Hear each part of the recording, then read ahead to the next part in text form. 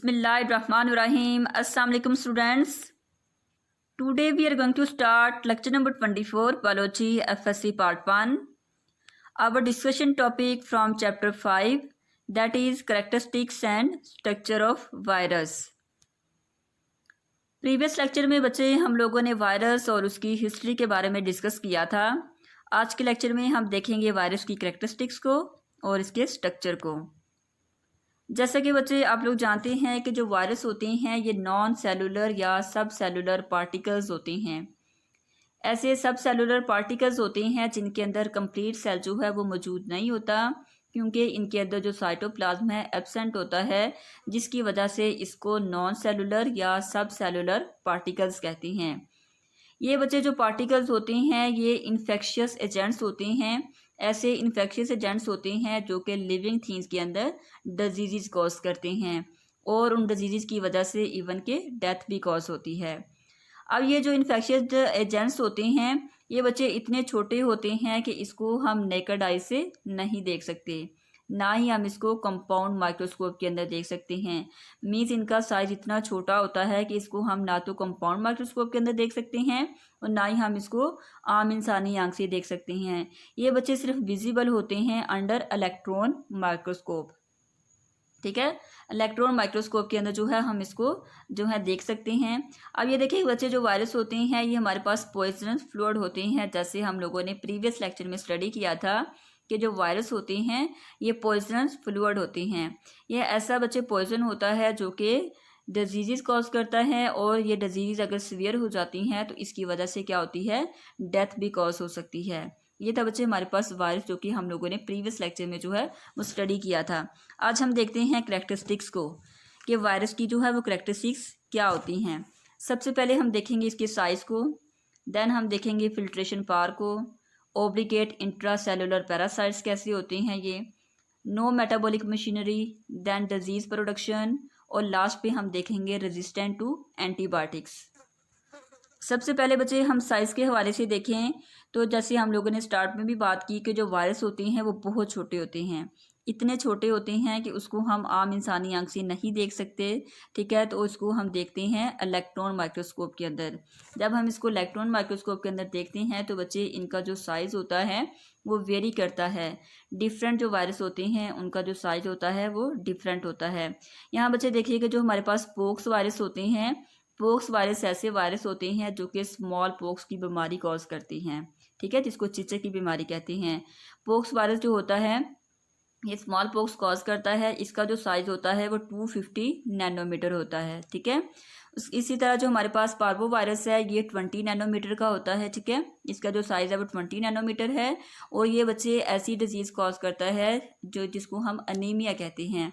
Anaemia की वजह से क्या होता है कि बॉडी के अंदर जो खून की है वो डेफिशिएंसी हो जाती है. ब्लड जो होता है वो अंदर जो हमारी बॉडी के अंदर है वो कम हो जाता है पार्वो वायरस की वजह से. ठीक है, ये अनीमिया की जो है वो डिजीज़ कॉज करती हैं. ये देखिएगा बच्चे हमारे पास स्ट्रक्चर है, ये पोक्स वायरस का स्ट्रक्चर है. ठीक है, इसका स्ट्रक्चर कुछ यूँ होता है और ये इसका साइज़ कितना होता है 250 नैनोमीटर होता है.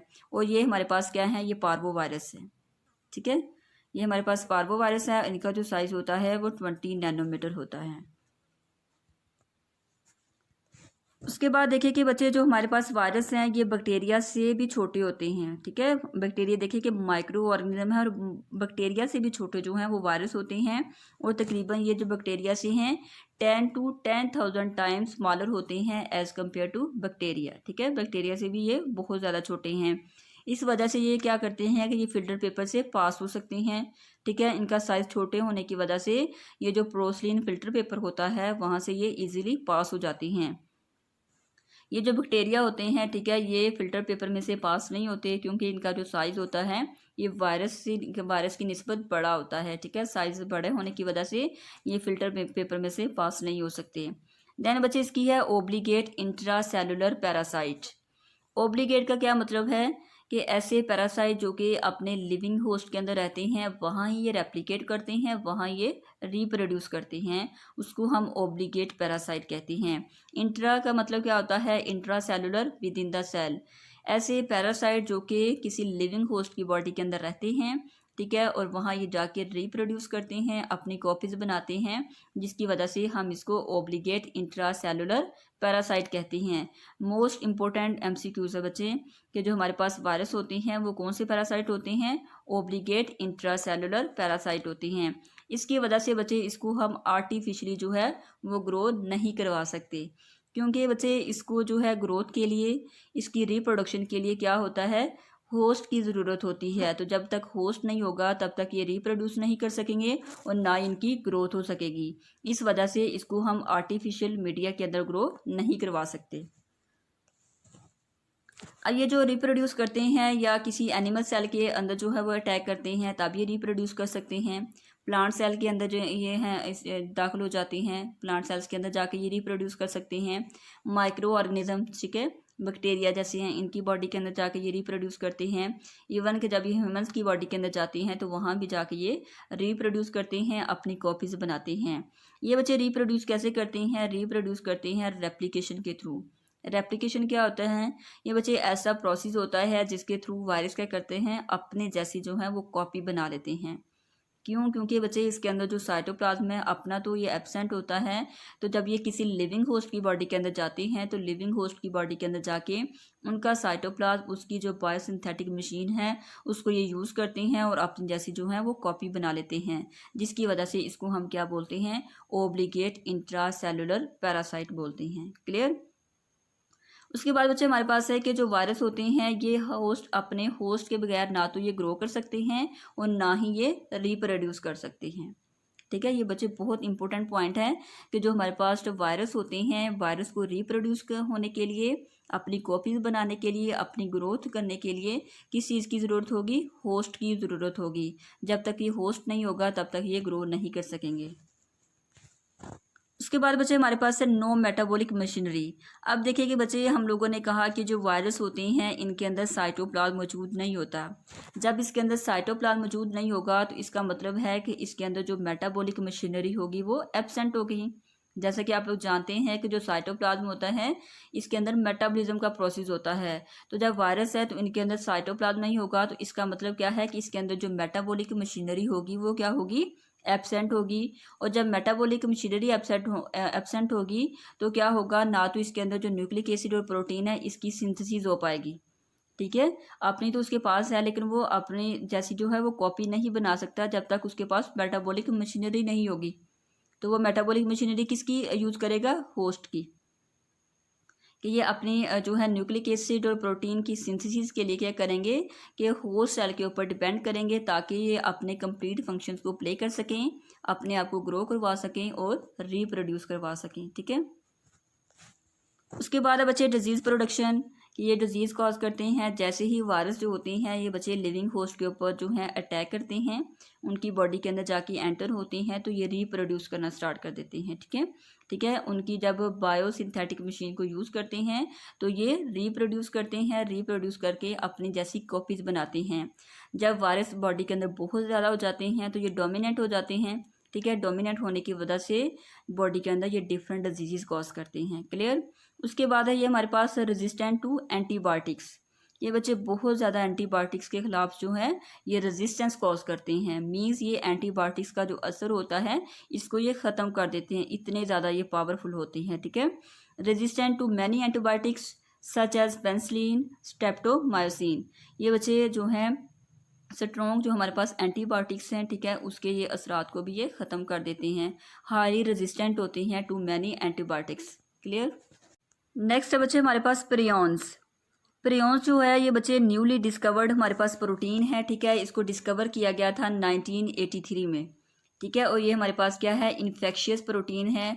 ऐसी प्रोटीन जो कि डिजीज़ कॉज करती हैं ह्यूमंस के अंदर भी और एनिमल्स के अंदर भी। ठीक है, ये लीस्ट माइक्रो ऑर्गेनिज्म है। ठीक है, क्योंकि ये वायरस से भी छोटे होते हैं जिसकी वजह से इसको क्या कहा जाता है कि ये लीस्ट माइक्रो ऑर्गेनिज्म है, कि वायरस से भी छोटी होती हैं। अब बच्चे जो हमारे पास प्रियॉन्स हैं इसके बारे में जो है वो ज़्यादा इन्फॉर्मेशन नहीं दी गई।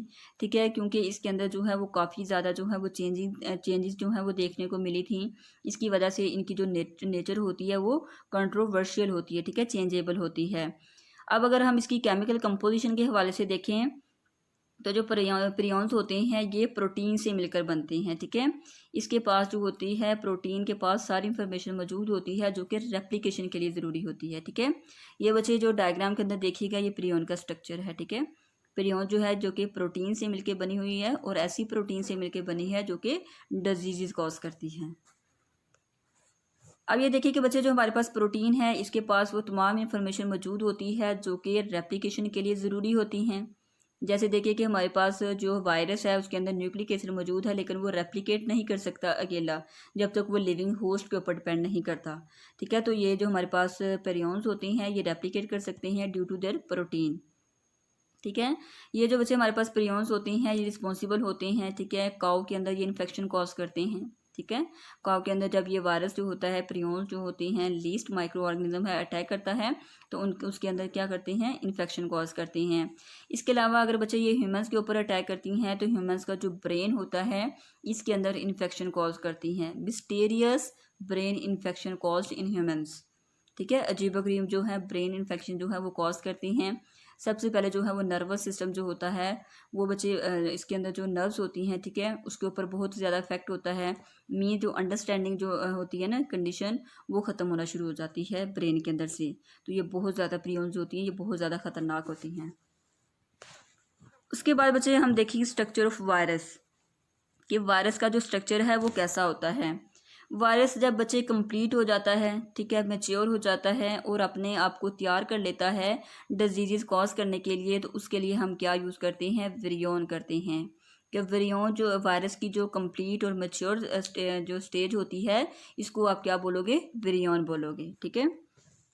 अब अगर हम इसके पार्ट्स के हवाले से देखें कि इसके स्ट्रक्चर के अंदर क्या चीज़ मौजूद होती है तो सबसे पहले बच्चे देखें जीनोम, जेनेटिक मटेरियल जिसको कहते हैं वो मौजूद होता है। इसके अलावा इसके अंदर जो है वो कोट होती है प्रोटीन कोट जिसको हम कैप्सिड कहते हैं। और थर्ड इसके अंदर जो है वो इनवेल्प मौजूद होता है। जैसे बच्चे ये स्ट्रक्चर के अंदर देखिएगा ये हमारे पास इन्फ्लुएंजा वायरस का स्ट्रक्चर है।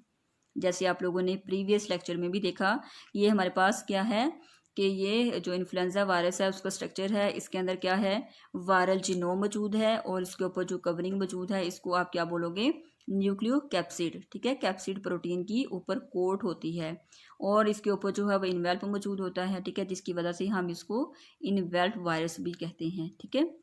ये 3 बेसिक पार्ट होते हैं वायरस के। जीनोम के हवाले से देखिए तो जो वेरियॉन्स होते हैं ये कंपोज होते हैं सेंट्रल कोर, ठीक है बच्चे। जो इसके न्यूक्लिक एसिड है इसको कोर भी कहते हैं, ठीक है। उस कोर के अंदर क्या चीज़ मौजूद होते हैं न्यूक्लिक एसिड जिसको जेनेटिक मटेरियल कहते हैं। और जेनेटिक मटेरियल किस फॉर्म में हो सकता है डीएनए की फॉर्म में या आरएनए की फॉर्म में हो सकता है। इसको कलेक्टिवली हम किस चीज़ का नेम देते हैं जीनोम का देते हैं। क्लियर। ये कुछ वायरस है जिनके अंदर न्यूक्लिक एसिड डीएनए की फॉर्म में होता है कुछ के अंदर आरएनए की फॉर्म में होता है, ठीक है। तो इसको हम कलेक्टिवली क्या बोलते हैं जीनोम बोलते हैं। उसके बाद कैप्सिड है तो जो हमारे पास वायरस होता है इसके ऊपर जो है वो प्रोटीन की कोट होती है, ठीक है। उस प्रोटीन कोट ने क्या किया होता है जीनोम में डीएनए और आरएनए को इसने कवर किया होता है, ठीक है। और न्यूक्लिक एसिड और कैप्सिड को जो है कलेक्टिवली हम क्या बोलते हैं न्यूक्लियो कैप्सिड। कि न्यूक्लिक एसिड को जो है वो प्रोटीन कोट कैप्सिड ने क्या किया होता है सराउंड किया होता है, ठीक है। उसको हम क्या बोलेंगे न्यूक्लियो कैप्सिड, जैसे अभी आप लोगों ने पीछे स्ट्रक्चर में देखा। अब ये बच्चे जो न्यूक्लिक एसिड होता है ये क्या करता है ये एक्चुअली विरियॉन को जो है एक डेफिनेट एक प्रॉपर शेप प्रोवाइड करता है जिसकी वजह से उसकी शेप आती है, ठीक है। अब ये जो बच्चे हमारे पास कैप्सिड होते हैं इसके अंदर छोटे छोटे जो है वो प्रोटीन के सब यूनिट होते हैं, ठीक है। उस प्रोटीन सब यूनिट को क्या कहते हैं कैप्सोमेयर्स, ठीक है। कैप्सिड तो एक प्रोटीन है ही लेकिन जो कैप्सिड के काफ़ी ज़्यादा मोनोमर जब आपस में मिलते हैं तो वो क्या बनाते हैं कैप्सोमेयर बनाते हैं। ये देखिएगा बच्चे स्ट्रक्चर आप लोगों को दिखाया गया है। ये हमारे पास क्या है ये बच्चे कैप्सिड है। ये कैप्सिड जो है ये काफ़ी ज़्यादा इसके मोनोमर हैं, ठीक है। ये देखिए 1 2 3 4 5 इस तरह ये सारे मोनोमर्स मिलते हैं और क्या बनाते हैं कैप्सोमेयर बनाते हैं। इसके अंदर जो है इसके जो है न्यूक्लिक एसिड मौजूद होता है जो कि आरएनए और डीएनए की फॉर्म में हो सकता है। तो यहाँ हमारे पास न्यूक्लिक जो है जेनेटिक मटीरियल किस फॉर्म में मौजूद है आरएनए की फॉर्म में मौजूद है, ठीक है। तो इसके ऊपर ये जो हमारे पास कैप्सिड की जो है ये यूनिट होती हैं जिसको हम कैप्सोमेयर कहते हैं। उसके बाद बच्चे number of कैप्सोमेयर्स। Number of capsomere है ये वेरी करते हैं। डिफरेंट वायरस के अंदर जो है वो डिफरेंट नंबर ऑफ कैप्सोमेयर्स होते हैं, जिसके अकॉर्डिंग जो इसकी जो है क्लासिफिकेशन की जाती है। जैसे बच्चे हमारे पास है हर्ब्स वायरस, इसके अंदर 162 कैप्सोमेयर्स होते हैं। ठीक है, हर्ब्स जो वायरस होते हैं इनके अंदर अगर हम इसका स्ट्रक्चर देखें तो इसके अंदर जो कैप्सोमेयर होते हैं मीन्स कैप्सिड के जो यूनिट होते हैं वो कितने होते हैं, 162 होते हैं। और जो अडीनो वायरस होता है इसके अंदर 252 कैप्सोमेयर होते हैं। इनवेल्व, इनवेल्व के बच्चे नाम से पता है कि हम किसी कवरिंग की, किसी मेम्ब्रेन की बात कर रहे होते हैं। तो यहाँ हमारे पास क्या है कि न्यूक्लिक एसिड की जो है वो एक कवरिंग ऊपर होती है, जिसको आप क्या, न्यूक्लिक एसिड के ऊपर जो है वो एक कवरिंग होती है जिसको आप क्या बोलते हो, इनवेल्व बोलते हो। ये बच्चे जो इनवेल्व या इनवेल्व जो होता है ये वायरस का अपना इनवेल्व नहीं होता। ठीक है, ये जब किसी होस्ट सेल के ऊपर डिपेंड करता है तो होस्ट सेल से जो है इसकी बॉडी के ऊपर क्या होता है कि एक मेम्ब्रेन बन जाती है, एक कवरिंग बन जाती है जिसको क्या बोलती हैं, इनवेल्व। वो वायरस जिनके ऊपर इनवेल्व मौजूद होता है उसको हम इनवेल्व वायरस कहते हैं। और बच्चे कुछ वायरस ऐसे होते हैं जिनके ऊपर आउटर कवरिंग नहीं होती। ठीक है, उनके उसके ऊपर जो है वो इनवेल्व मौजूद नहीं होता, तो उन वायरस को आप क्या बोलोगे, नेकड विरियंस बोलोगे। ठीक है, नंगे वायरस लोग होते हैं क्योंकि उसके ऊपर जो है वो आउटर कवरिंग जो है वो एब्सेंट होती है। ये देखिएगा बच्चे, ये आप लोग स्ट्रक्चर के अंदर देखिएगा कि कौन सा हमारे पास इन्वेल्व्ड है और कौन सा नॉन इन्वेल्व्ड है। ये बच्चे हमारे पास ऐसा वायरस है जो कि नॉन इन्वेल्व्ड है, इसके ऊपर कोई कवरिंग नहीं है। ठीक है, जैसे ये देखिए ये हमारे पास इन्वेल्व वायरस है, इसके ऊपर आप लोगों को ये कवरिंग नज़र आ रही है। ठीक है, ये देखिए ये मेम्ब्रेन है और ये मेम्ब्रेन कब बनती है, जब ये किसी होस्ट जो है सेल उसके ऊपर जो है अटैक करते हैं तो उससे जो है उनकी बायोसिंथेटिक मशीन को यूज़ करते हैं और ऊपर अपने क्या बना लेते हैं, एक कवर बना लेते हैं, कवरिंग बना लेते हैं। इन वायरस को हम इनवेल्व वायरस कहते हैं और जिनके ऊपर कवरिंग नहीं होती उनको हम क्या बोलते हैं, नॉन इनवेल्व वायरस बोलते हैं। शेप ऑफ वायरस, अब जो बच्चे वायरसेस की शेप होती हैं, ठीक है, ये एनिमल और प्लांट सेल्स के अंदर जो है डिफरेंट होती हैं। ठीक है, वायरस की जो शक्लें हैं ये भी वेरी करती हैं।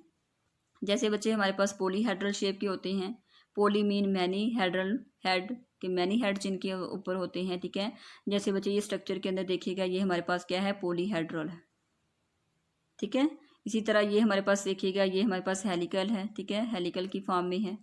ठीक है, ये वाला जो स्ट्रक्चर है ये बच्चे होता है प्लांट्स के अंदर जो है TMV वायरस होता है, उसका स्ट्रक्चर कुछ ऐसा होता है। ठीक है, इस तरह हमारे पास इन्वेल्व वायरस होते हैं। ठीक है, जिनके ऊपर आउटर कवरिंग होती है उनको हम इन्वेल्व वायरस कहते हैं। और ये बच्चे इन्फ्लुएंजा वायरस है जो कि फ्लू कॉज करता है। उसके बाद ये देखिए कुछ हमारे पास कम्प्लेक्स स्ट्रक्चर होते हैं। ठीक है, ये हमारे पास है बैक्टीरियोफेज का स्ट्रक्चर, ऐसा वायरस जो कि बैक्टीरिया के ऊपर अटैक करता है उसको हम बैक्टीरियोफेज वायरस कहते हैं। ठीक है, तो ये बैक्टीरियोफेज है जो कि वायरस के ऊपर अटैक करता है। इसकी जो बच्चे स्ट्रक्चर होता है ये बहुत ज़्यादा कम्प्लेक्स होता है। ठीक है,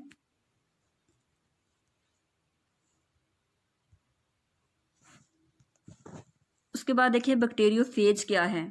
बैक्टीरियोफेज के नाम से जब हम इसका नाम सुनते हैं तो हमारे जहन में यही आता है बैक्टीरिया। ठीक है, कि ये बैक्टीरिया से रिलेटेड कोई चीज़ है। ठीक है, ये एक्चुअली बच्चे हमारे पास बैक्टीरियोफेज वायरस है, ऐसा वायरस जो कि बैक्टीरिया को खाता है उसको हम क्या बोलते हैं, बैक्टीरियोफेज बोलते हैं। Bacterio mean bacteria and phase mean eater, bacteria eater virus is called bacteriophage. ये बच्चे ऐसा वायरस होता है जो कि बैक्टीरिया को इन्फेक्ट करता है। ठीक है, बैक्टीरिया के ऊपर अटैक करता है, ऐसे वायरस को हम क्या बोलते हैं, बैक्टीरियोफेज बोलते हैं। इसको बच्चे डिस्कवर किया था टिवर्ट ने, और टिवर्ट ने किया था इसको 1915 में और डी हार्ले ने किया था इसको 1917 में। ठीक है, ये बच्चे हमारे पास दो साइंटिस्ट थे जो कि इंडिपेंडेंटली काम कर रहे थे। ठीक है, अलग अलग काम कर रहे थे, एक 1915 में काम कर रहा था और एक 1917 में काम कर रहा था, लेकिन इन दोनों का जो आइडिया था वो सेम था। इन्होंने क्या किया था कि बैक्टीरियोफेज को जो है वो डिस्कवर किया था। इन्होंने बच्चे कैसे डिस्कवर किया था, सबसे पहले ऑब्जर्वेशन देखिएगा टीवर्ट की। ठीक है, टीवर्ट ने क्या किया कि अपने लैब के अंदर ये बच्चे काम कर रहा था, इसने क्या किया था कि बैक्टीरिया को ग्रो करवाया था, मींस बैक्टीरिया की जो कॉलोनी है उसको ये है इसने ग्रो करवाया था।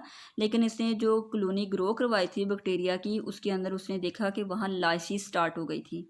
लाइसिस मीन कि बैक्टीरिया जो हो गए थे वो ब्रेक होना शुरू हो गए थे। ब्रेक होने की वजह से आहिस्ता आहिस्ता वो डिज़ोल्व होना शुरू हो गए, डिज़ोल्व हो गए, डिसअपेयर होना शुरू हो गए। ठीक है। जो बैक्टीरिया उसने अपने लैब के अंदर ग्रो करवाए थे उसके अंदर लाइसिस स्टार्ट हो गई थी, और लाइसिस जो है, लाइसिस होने की वजह से बैक्टीरिया क्या कर गए थे, वो डिज़ोल्व हो गए थे और डिसअपेयर होना शुरू हो गए थे। ठीक है। अब उसने क्या किया कि ये जो लाइसिस है इसको ट्रांसफ़र, ये लाइसिस ट्रांसफ़र हो रही थी एक कॉलोनी से दूसरी कॉलोनी की तरफ। मसलन हमारे पास 3-4 कॉलोनीज़ हैं जहाँ बैक्टीरिया को ग्रो करवाया गया है। अगर जो लाइसिस है एक कॉलोनी को जो है उसने वायरस है, उसने एक कॉलोनी को जो है वो ख़राब कर दिया, तो दूसरी कॉलोनी के अंदर भी वो ट्रांसफ़र हो सकते हैं और दूसरी कॉलोनी को भी ये इन्फेक्ट कर सकते हैं। ठीक है। अब ये टिवर्ट जो साइंटिस्ट है इसने क्या किया कि इसने हाईली डाइल्यूट मटेरियल लिया, किस में से, जो लाइस्ड हो चुके थे बैक्टीरिया। ठीक है। वो बैक्टीरिया जो कि लाइस्ड हो चुके थे वहाँ से इसने क्या लिया, मटेरियल लिया और उसको ट्रांसफ़र किया लिटिक इफेक्ट के अंदर। ठीक है। उसको ऐसे जो है कॉलोनी के अंदर जो है इसको दाखिल किया जहाँ हेल्दी बैक्टीरिया थे।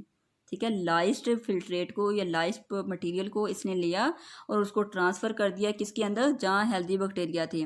और हेल्दी बैक्टीरिया की वजह से भी क्या हुआ कि जो हेल्दी बैक्टीरिया के अंदर भी जब वो लाइस्ड पार्टिकल्स गए तो उन्होंने भी जाके वहाँ उन बैक्टीरिया को भी इन्फेक्ट करना शुरू किया। लेकिन जब उसने इस मटेरियल को हीट किया, इस फिल्ट्रेट को, उस फिल्ट्रेट को जो कि लाइस्ड ब्रेक हो चुका था, उसको जब इसने हीट किया तो हीट होने के बाद क्या हुआ कि जो लिटिक इसके अंदर प्रोसेस था वो नहीं हुआ। ठीक है। उसके अंदर जो लिटिक प्रॉपर्टी थी वो ख़त्म हो गई। तो ये बच्चे लिटिक एजेंट कौन सा था, वो वायरस था। ठीक है। अगर हम इसको हीट कर देते हैं तो वो क्या कर देते हैं कि वायरस के इफ़ेक्ट को ख़त्म कर देते हैं। जैसे जो टिवर्ट जो एक साइंटिस्ट था वो एक्सपेरिमेंट कर रहा था बैक्टीरिया के ऊपर, तो जब उसने वो लाइस्ड पार्टिकल्स जो कि जिसके ऊपर वायरस अटैक कर चुके थे उसको उसने हीट किया तो उसके अंदर क्या हुआ, लिटिक जो प्रोसेस था वो ख़त्म हो गया। मीन्स उसकी जो लाइटिक प्रॉपर्टी थी वो ख़त्म हो गई। और जब उसने देखा कि वो लाइटिक एजेंट कौन सा था जिसने बैक्टीरिया को ख़राब कर दिया था, तो वो लाइटिक एजेंट कौन सा था, वायरस था। ठीक है। जिसकी वजह से हमें पता चला कि वो वायरस कौन सा था, जो कि बैक्टीरिया को खा रहा था। ठीक है। अब इस हमारे पास दूसरा साइंटिस्ट कौन सा था, डी हार्ले। डी हार्ले क्या था कि इसने भी यही फिनोमिना जो है वो पेश किया। ये जो एक्सपेरिमेंट टिवर्ट ने किया था यही डी हार्ले ने किया था, लेकिन इसने इस वायरस के लिए कौन सा वर्ड यूज़ किया, बैक्टीरियोफेज, कि ऐसा वायरस जो कि बैक्टीरिया को खाता है। उसके बाद बच्चे शेप्स ऑफ बैक्टीरियोफेज है कि बैक्टीरियोफेज की जो है वो शेप कैसी होती है। इसकी दो तरह की शेप होती है, एक होती है क्यूबिकल और दूसरी होती है हेलिकल सिमेट्री। क्यूबिकल के अंदर क्या होता है, अकोसाहेड्रल, ऐसी शेप जिसके 20 फेसेस होते हैं। ठीक है। ऐसा बैक्टीरिया जिसके 20 फेसेस होते हैं उसको हम क्या बोलते हैं, अकोसाहेड्रल या क्यूबिकल बोलते हैं। जैसे बच्चे ये स्ट्रक्चर है, ये हमारे पास बैक्टीरियोफेज का स्ट्रक्चर है। ठीक है। और ये 20 फेसेस है वो बनाता है अपने। हेलिकल सिमेट्री के अंदर क्या आता है कि कुछ हमारे पास जो बैक्टीरिया होते हैं, ठीक है, वो रॉड शेप होते हैं। ठीक है। बैक्टीरियोफेज जो होते हैं रॉड शेप होते हैं, जैसे आप लोग ये डायग्राम के अंदर देख सकते हैं, ये रॉड शेप हैं। ठीक है। और कुछ फेजेस ऐसे थे जो कि जिनकी हेड भी थी और टेल भी थी। ठीक है। जैसे बैक्टीरियोफेज का जब स्ट्रक्चर आप लोग देखेंगे नेक्स्ट लेक्चर में तो वहाँ देखेंगे आप हेड को भी और टेल को भी, कि कुछ फेजेस ऐसे थे, कुछ वायरस ऐसे थे जिनका हेड भी था और टेल भी था। और जो हेड था वो पॉलीहेड्रल था, मीन उसके काफ़ी ज़्यादा हेड थे। ठीक है। और जो टेल थी वो रॉड शेप थी, जैसे ये है बैक्टीरियोफेज का जो स्ट्रक्चर है। ठीक है। वो कैसा होता है कि उसके अंदर हेड होती है और हेड के जो है वो बहुत ज़्यादा हेड्स होती हैं आगे, और जो टेल होती है वो रॉड शेप होती है। क्लियर। ये था बच्चे आज का आपका लेक्चर। होप सो आपको समझ आ गया होगा। आप लोगों ने इसको बहुत अच्छे से याद करना है, स्पेशली जो इसका साइज़ आप लोगों ने पॉक्स वायरस का और पार्फो वायरस का। ठीक है। ये MCQs के हवाले से बहुत ज़्यादा इंपॉर्टेंट है, और इसका जो स्ट्रक्चर है वायरस का जनरल वो भी आप लोगों को अच्छे से याद होना चाहिए। ओके बच्चों, अल्लाह हाफिज़, थैंक यू सो मच।